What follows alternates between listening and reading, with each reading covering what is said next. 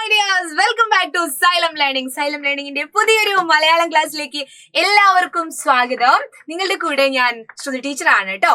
അപ്പൊ എന്റെ മക്കളെ, നമ്മൾ പഠിച്ചിട്ടുണ്ട് പുഞ്ചകൊയ്തേ കളം നിറഞ്ഞേ എന്ന് പറയുന്ന ഒരു അടിപൊളി നാടൻ പാട്ട് അല്ലേ? അതുമായിട്ട് പരീക്ഷയ്ക്ക് വരുന്ന ഒരു ചോദ്യമാണ് ടീച്ചർ ഇന്ന് പറയാൻ പോകുന്നത്. അതിനു മുൻപ് നമ്മുടെ ചാനൽ ആദ്യമായിട്ടാണ് കാണുന്നതെങ്കിൽ അതൊന്ന് സബ്സ്ക്രൈബ് ചെയ്തേക്കണേ.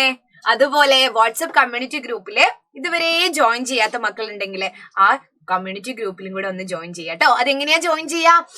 നമ്മുടെ ഡിസ്ക്രിപ്ഷൻ ബോക്സിൽ ഫസ്റ്റ് കമന്റ് പിൻ ചെയ്ത് വെച്ചൊരു കമന്റ് ഉണ്ടാവും, അതിലൊരു ലിങ്ക് ഉണ്ടാവും, അതിലൊന്ന് ക്ലിക്ക് ചെയ്താൽ മതി, നിങ്ങൾക്ക് ഡയറക്റ്റ് വാട്സപ്പ് കമ്മ്യൂണിറ്റി ഗ്രൂപ്പിലേക്ക് ജോയിൻ ആവാൻ പറ്റും കേട്ടോ. അതെന്തിനാണ്? നമ്മുടെ ലൈവ് ക്ലാസ്സിന്റെ നോട്ട്സ് ഒക്കെ നിങ്ങളിലേക്ക് എത്താൻ വേണ്ടിയിട്ടാണ്. ഇല്ലെങ്കിൽ എന്താണ്, പരീക്ഷയുടെ തലേ ദിവസമൊക്കെ അയ്യോ എനിക്ക് നോട്ട്സ് കിട്ടിയില്ല, അയ്യോ എനിക്ക് പരീക്ഷയ്ക്ക് ഇതൊക്കെ ഒന്ന് കിട്ടിയിരുന്നെങ്കിൽ നന്നായിരുന്നു എന്നൊക്കെ നിങ്ങൾ ചിന്തിക്കും. അപ്പൊ കമ്മ്യൂണിറ്റി ഗ്രൂപ്പിൽ ജോയിൻ ചെയ്തിട്ടുണ്ടെങ്കിൽ നോട്ട്സ് ഒക്കെ നമ്മുടെ ലൈവ് കഴിയുന്നതിനനുസരിച്ച് അതിലേക്ക് വരും കേട്ടോ.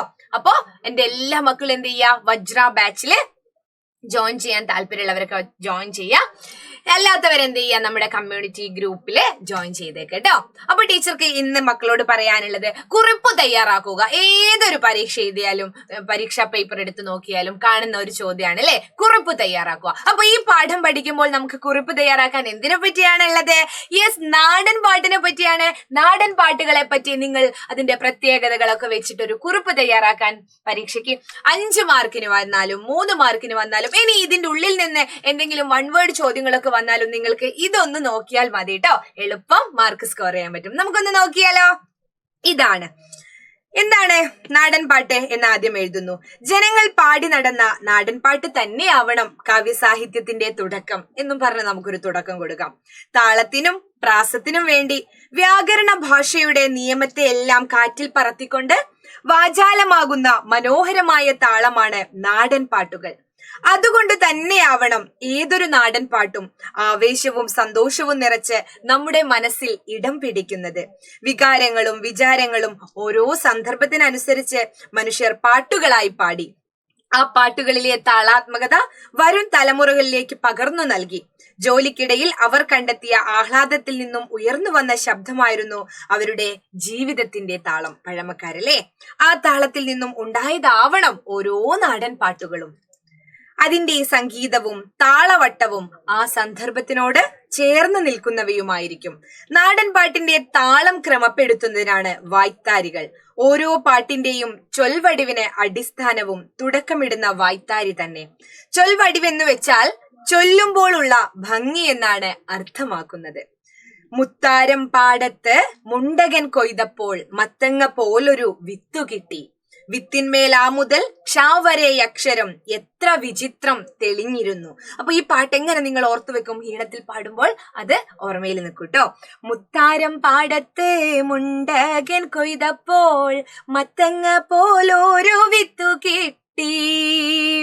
വിത്തിന്മേൽ ആ മുതൽ ക്ഷാവരയക്ഷരം എത്ര വിചിത്രം തെളിഞ്ഞിരുന്നു.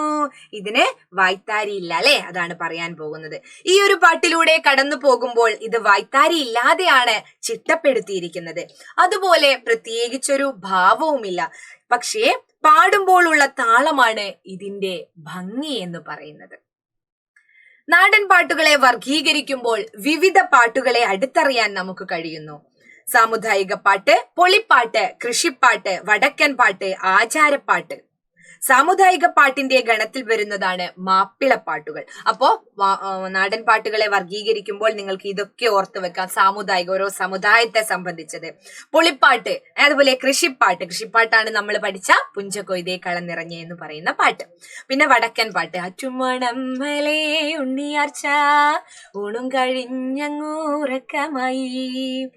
അതുപോലെ ആചാരപ്പാട്ട്, പിന്നെ ആടുപാമ്പേ ആടാടുപാമ്പേ ആടാടുപാമ്പേ എന്ന് തുടങ്ങിയ അനുഷ്ഠാന പാട്ടുകൾ താളം കൊണ്ടും അതിന്റെ സംഗീതാത്മകത കൊണ്ടും നമ്മളെ ആകർഷിക്കുന്ന ഒന്നാണ്. അങ്ങനെ പറഞ്ഞാലും തീരാത്ത നാടൻ പാട്ടിന്റെ വിശേഷണങ്ങൾ ല്ലേ ഇങ്ങനെ നീളുന്നു.